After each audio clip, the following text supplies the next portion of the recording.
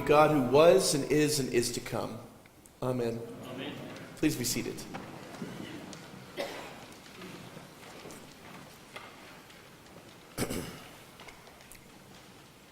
Today is all about legacy.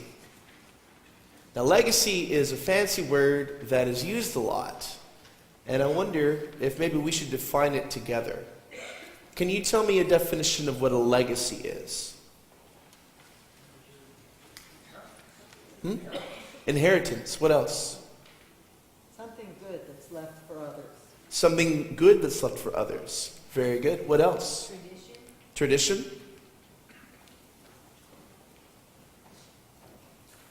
Any other aspects of it? Ned? Sometimes the legacy isn't necessarily good. That's a good point. We hope that the legacy is a good legacy. It's also the meaning we pass on.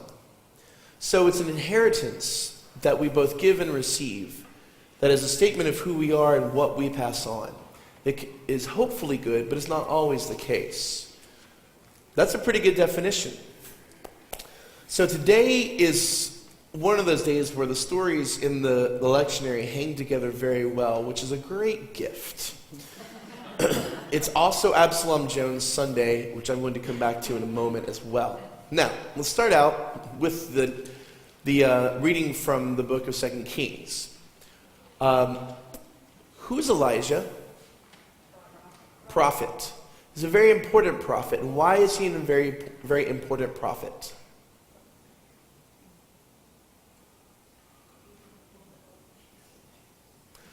Well, he was there with Jesus on the mountain.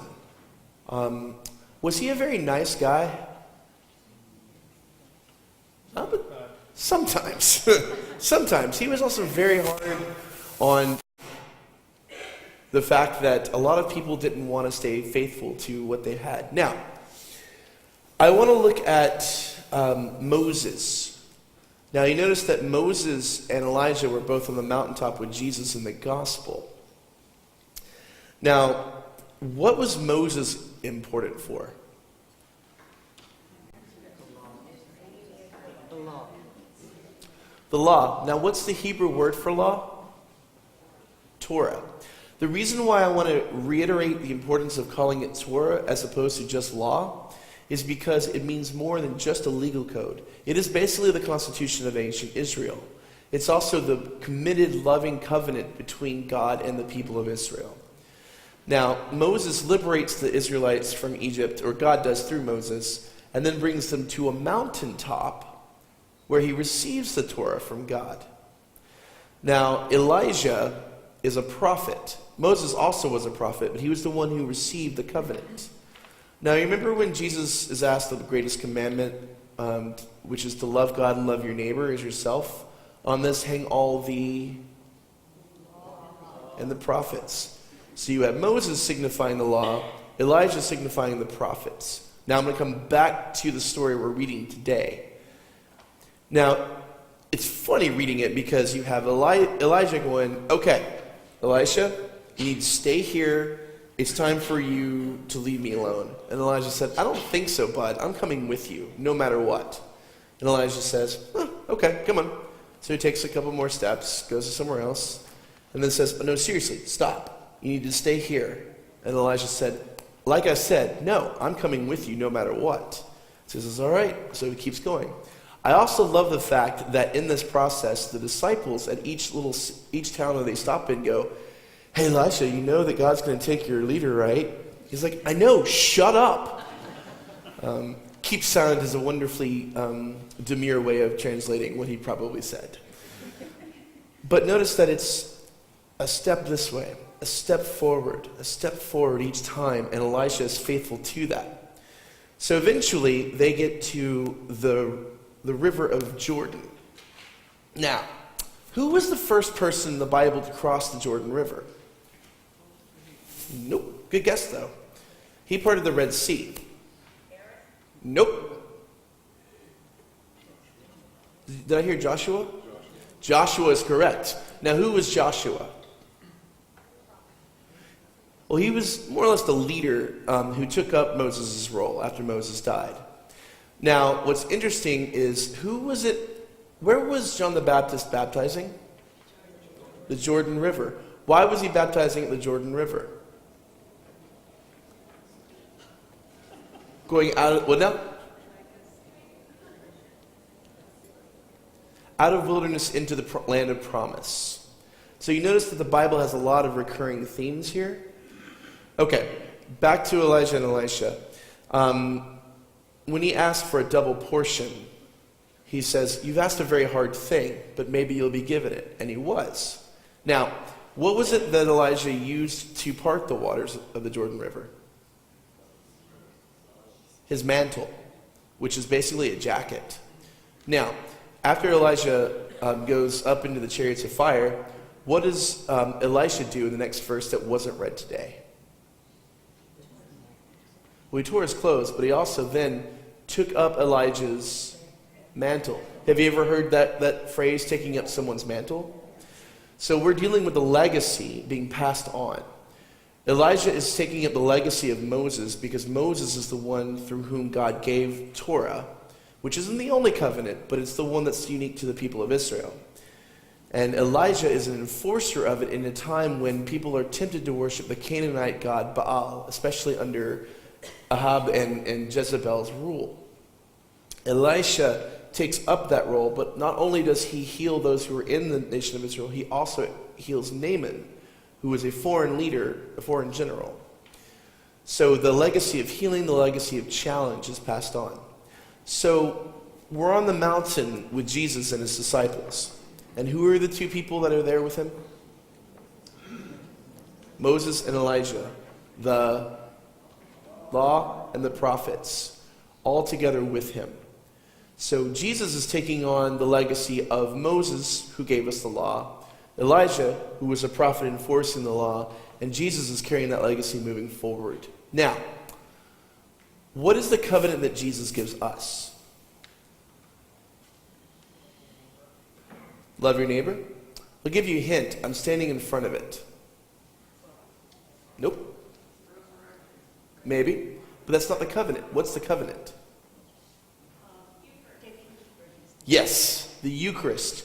This is my blood of the new covenant, which is shed for you.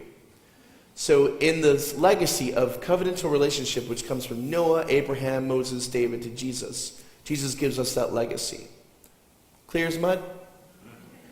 Jesus is also a prophet and also one who gives us a new covenant. Now, the significant piece of what Jesus' ministry was, especially in the beginning of the church, is that of opening up table fellowship. Now, who you ate with is basically who you are in relationship with. If you're not in relationship with someone or you don't like them, you never invite them over to eat. The first Jesus followers invited Jew and Gentile together to eat at their table. So what is that legacy that Jesus gave us in that? Fellowship. Inclusion. Everyone is welcome. Relationship. Breaking down barriers without letting go of our heritage and where we come from, our perspectives. So I want to leave all that right there. That's a good bit of information. And I want to go to Absalom Jones. Now, who was Absalom Jones? First African-American priest in the Episcopal Church. Why is he important to honor? He was an abolitionist. Excellent. What else? He was expanding inclusion. He was also a very courageous man to challenge the systems of white supremacy in his own time. And as imperfect as the church was at that time, and believe me, it was, the people who chose to ordain him priest also in their own very imperfect way were starting the process of challenging the system from which they benefited. So we have the legacy of God giving us committed relationship, challenging us to be accountable to what that is, giving us new covenants that include more people. So the story of the Reverend Absalom Jones is one of bringing a new definition of what it means to follow our baptismal covenant, which says to respect the dignity of every human being. And we are continuing to learn how to do that as we go. So that's the broad legacy of the church, particularly today as we celebrate the feast of the Reverend Absalom Jones. Hence why we have chosen the music that we have chosen today.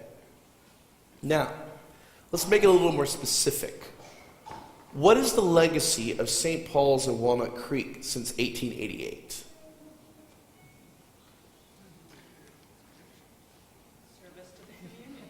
Service to the community. Speak up, I'm a little deaf from too much rock and roll.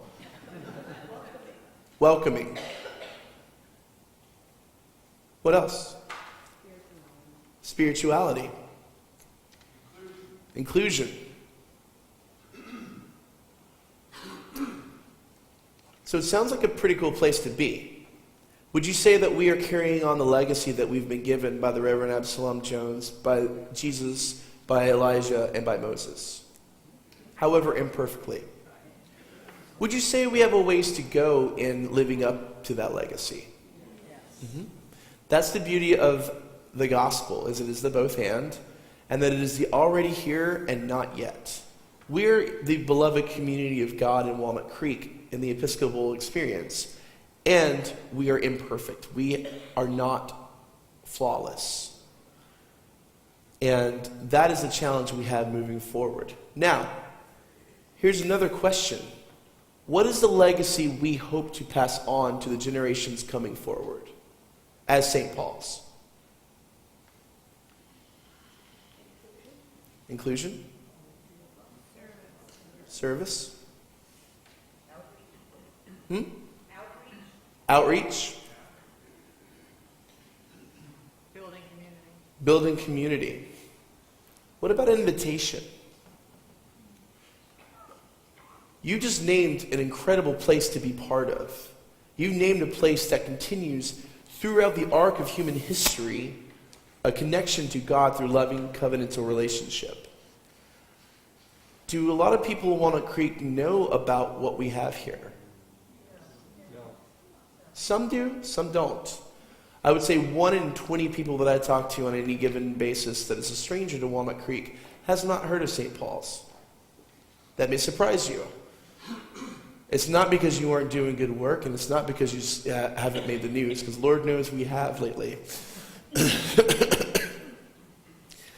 So, we pass on the good news of a loving, inclusive, welcoming community. We're not flawless. We have our moments of struggle.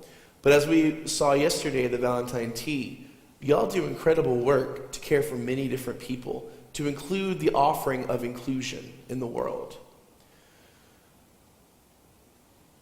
That's good news. And that's why we are a church of the gospel, a church of good news. And my hope is that we will continue to live into that legacy as we move forward, as we continue the struggle for equality and dignity of every human being, as we struggle for challenging ourselves to see the face of God in everyone, as we continue to succeed in the struggle for changing the story around homelessness, around poverty, around equality, around human dignity. May we continue as we move forward in this diverse and loving community to share that with the world so that we continue to pass on the legacy of God through the covenants, through Jesus' sacrifice, through the courage and power of the story of Reverend Absalom Jones and those who chose to follow in his footsteps. May we pass on a legacy of love that continues that light, that transcends all of our differences and unites us in common table fellowship. Amen.